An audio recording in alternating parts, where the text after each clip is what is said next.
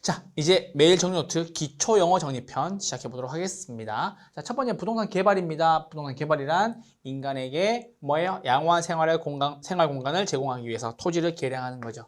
그래서 건축, 대수선, 리모델링, 구축물 만드는 것들이 있을 거고요. 개발업이란 뭐예요? 타인에게 공급할 목적으로 개발을 수행하는 업을 말한다. 이렇게 해주시면 되겠습니다.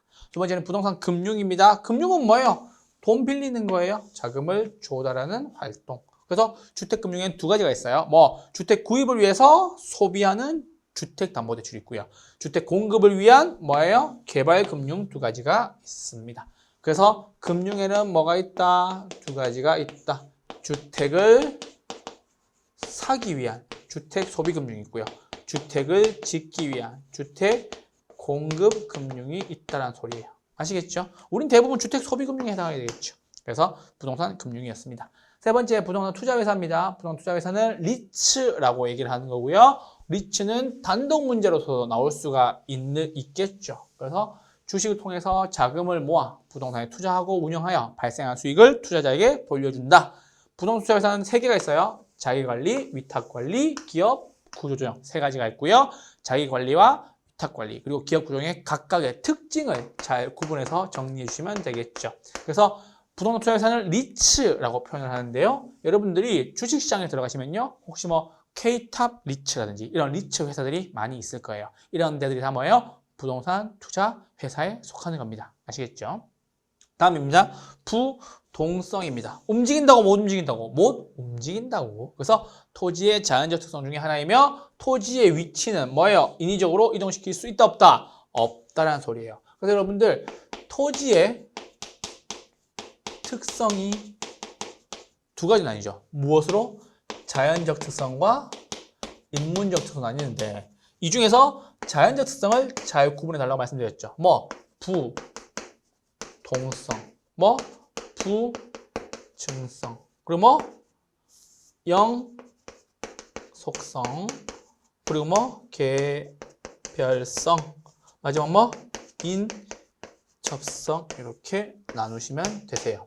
그래서 이 중에서 부동성, 움직인다고 못 움직인다고? 못 움직인다고. 그래서 활동을 국지화시키는 거고요. 임장활동이 필요한 거고요. 동산과 부동산을 어떻게 하는 거예요? 구분시키는 겁니다. 그리고 하나만 더 해보죠. 지자체의 뭐가 된다? 조세, 수입의 근거가 되기도 합니다. 아시겠죠? 왜? 움직이지 못하니까. 다음입니다. 부증성입니다. 자, 부증성 했죠? 부증성. 토지의 자연적 특성 중에 하나이며 생산비를 투입해서 만들 수 있다 없다? 만들 수 없다. 여기에 체크하셔야 돼요. 물리적 양을 증가시킬 수 없는 특성입니다. 부증성으로 인해 무엇이 생기는 거예요? 지가가 높고요. 독점하고 쉽고요. 수요에 대한 경쟁을 야기시키는 겁니다. 그래서 부증성의 예외는 존재하지 않습니다. 다만 용도적, 경제적 공급은 가능해요? 불가능해요? 가능하다라는 점 체크 잘 해주시길 부탁드리겠습니다. 아시겠죠? 무엇은 불가능하지만 물리적 양을 증가시키는 것은 불가능하지만 용도적으로, 경제적으로는 공급 가능하다, 불가능하다, 가능하다라는 뜻이에요. 다음입니다. 부채 감당률입니다. 굉장히 중요하죠. 그쵸? 부채 감당률, Debt Coverage Ratio라고 얘기하는 거고, 부채 감당률. 만약에 학개론에서 뭐가 중요합니까? 라고 얘기했을 때 부채 감당률이 중요합니다라는 게 몇 번째? 두 번째가 되겠죠. 첫 번째 중요한 건 영업 현금 흐름. 그래서 부채 감당률은 뭐다? 순 영업 소득을 뭐로 나눌까? 부채 서비스액으로 나눈 값이다 라는 뜻이에요. 그래서 순영업소득이 부채 서비스액의 몇 배가 되는가를 나타내는 비율로서 부채 감당률이 1보다 크다라는 소리는 요거 둘 중에 무엇이 크다는 소리예요? 순영업소득이 더 크다는 소리겠죠. 그래서 순영업소득이 원리금 상환액을 감당할 수 있다 없다? 감당할 수 있다라는 소리예요. 그러면 부채 서비스액의 동의어가 뭐예요? 원리금 상환액이겠지. 그쵸? 부채 서비스의 동의어가 뭐? 원리금 상환액. 그래서 1보다 큰 경우를 선호한다. 왜요? 순영업소득이 부채 서비스액보다 크기 때문에 빚을 잘 갚겠죠. 그래서 금융기관은 부채 감당률이 1보다 큰 것을 선호한다. 이게 뭐다? 부채 감당률이다. 이렇게 해주시면 되겠습니다. 다음입니다. 부채 비율 나왔어요. 부채 비율은요, 뭐분의? 지분분의 부채입니다. 그래서 잘 보세요. 자, 부채 비율은 뭐분의 뭐? 지분분의 부채입니다. 라고 해주셔야 되겠죠. 지분분의 부채. 이게 뭐예요? 자기 자본. 지분이 뭔데? 자기 자본. 부채. 부채가 뭔데? 융자액. 융자액에 따른 말이 뭔데? 타인 자본 비율. 그쵸? 그러니까 부채 비율은 뭐예요? 내 돈분의 남돈이에요. 내 돈분의 뭐? 남돈. 그래서 부채 비율을 말한다. 자기 자본은 뭐라 그럽니까? 지분이라고 하고, 타인 자본은 뭐라 그럽니까? 융자액, 대출액, 차입액, 부채 등 다양하게 표현됩니다. 부채 비율이랑 대부 비율은 뭐? 다릅니다. 그래서 자, 보세요. 대부 비율은 부동산의 가치분의 부채를 대부 비율이라고 얘기합니다. 그리고 부채 비율은요, 뭐분의? 지분분의 부채를 부채 비율이라고 얘기를 합니다. 그래서 요거 두 개 구분해서 정리해 주시면 되겠고요. 자, 그 다음 비체계적 위험입니다.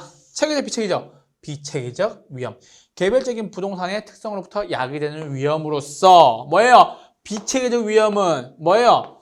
분산 투자를 통해서 피할 수 있다, 없다? 피할 수 있는 위험이다. 그러나 모든 부동산 및 부동산 전체에 나타나는 체계적 위험은 분산 투자로서도 피할 수 없다.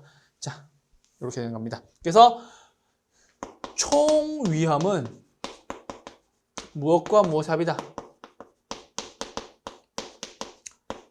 체계적 위험과 뭐? 비체계적 위험의 합으로 구성되어 있는데, 총 위험은 무엇과 무엇의 합? 체계적 위험과 비체계적 위험으로 구성되어 있는데, 체계적 위험 줄일 수 있다, 없다? 줄일 수 없다라는 거죠. 왜요? 인플레나 뭐 경기 변동 같은 것들이니까. 그런데 체계적 위험 줄일 수 있어요, 없어요? 없어요. 줄일 수 있다는 소리죠. 왜? 영업 경비 등이 되는 거니까. 그래서 줄일 수 있는 거 뭐? 비체계적 위험. 그럼 총 위험은 여러분 줄일 수 있습니까? 네, 줄일 수 있다. 왜요? 왜? 물어봐야지. 왜? 비체계적 위험이 뭐? 줄어드니까.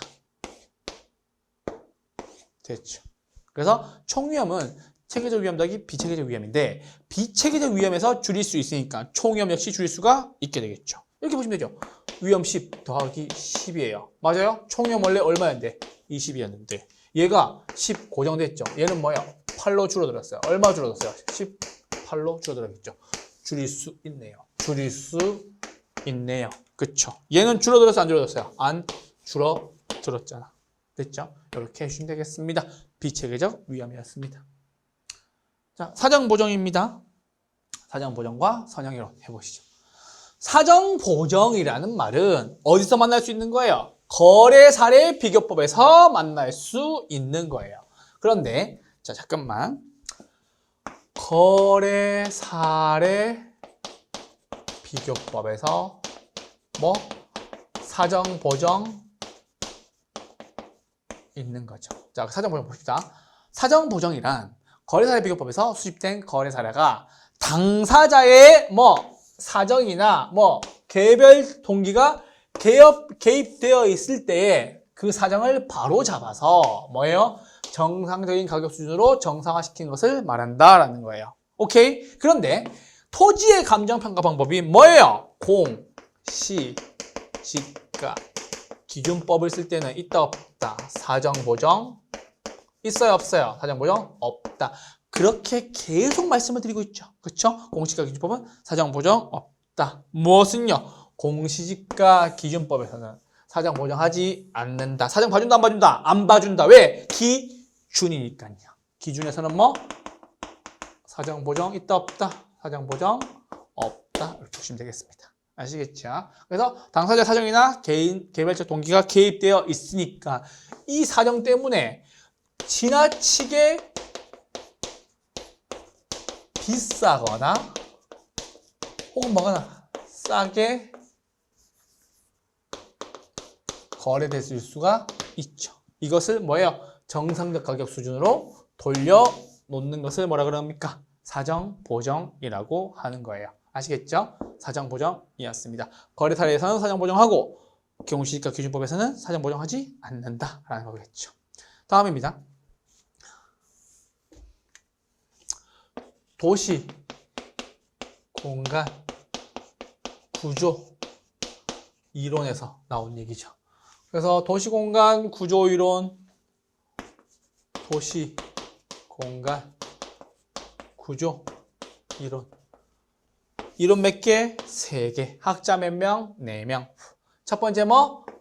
동심원 이론이죠. 누구? 바제스의 동심원 이론. 그쵸? 두 번째 뭐? 선형 이론이죠. 뭐? 호이트의 선형 이론. 세 번째 뭐예요? 핵심 이론이죠. 누구예요? 해리스와 누구?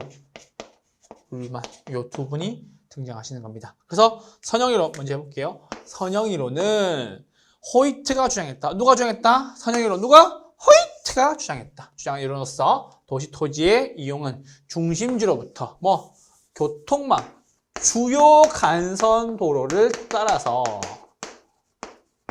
축으로 하여 뭐 부채꼴 모양으로 확장된다는 도시공간 구조이론이다. 호이트는 고급 주택, 즉 뭐예요?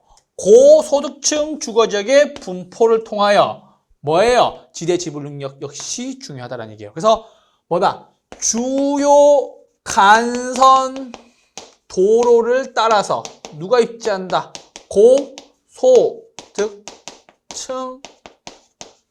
주택 지역이 뭐한다? 입지합니다. 이렇게 해주시면 되겠죠. 그래서 주요 간선 도로를 따라서 누가 입지? 고소득층 주택 지역이 입지한다라는 소리입니다. 이게 뭐예요? 호이트의 선형 이론이었습니다. 아시겠죠? 그래서 무슨 모양? 부채꼴 모양.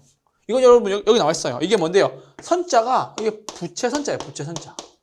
부채선자예요. 그래서 선형이론, 부채꼴 모양이다. 이렇게 정리해 주시면 되겠죠. 자, 이렇게 해서 여러분들과 함께 매일 정리 노트 기초용어 정리 10개 해보았습니다. 기초용어 정리는요, 여러분들이 부동산 학개론을 이해하는 데 있어서 첫 번째 주춧돌이 될 거니까요. 반드시 잘 정리해 주시고요. 선형이론까지 해서 기초용어 정리 해보았습니다. 감사합니다.